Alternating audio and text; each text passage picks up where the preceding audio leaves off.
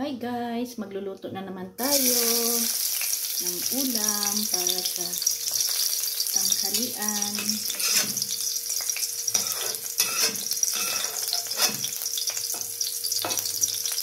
Bisa-bisa lang.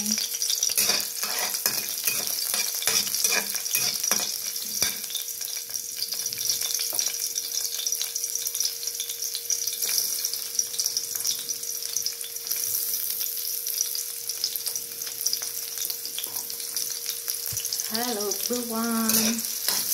Magluto ako ngayon ng ulam para sa tanghalian ng adobong pusit na maliliit lang siya guys.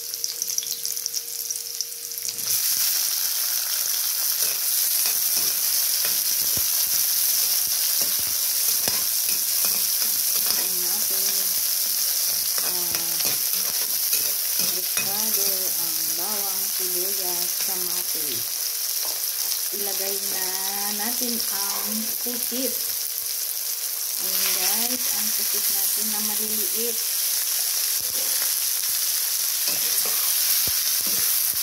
Ayan siya.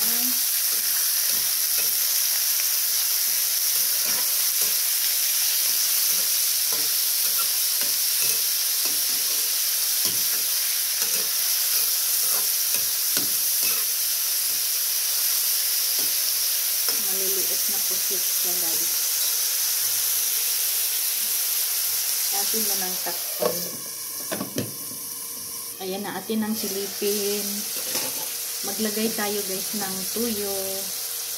Konting toyo, baka umalat. Ayan. Tapos konting suka. Ay, suka. Mata ng suka.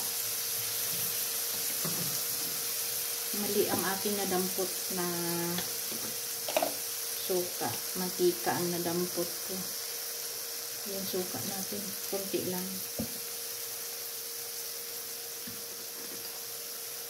Tapos maglagay ako ng seasoning na wow, sarap.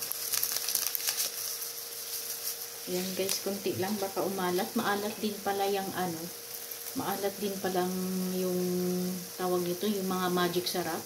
Maalat din pala, kaya kunti lang lalagay natin. Kaya haluin na natin siya guys. Pakunti-kunti lang muna ang lagay kasi mahirap na pag umalat.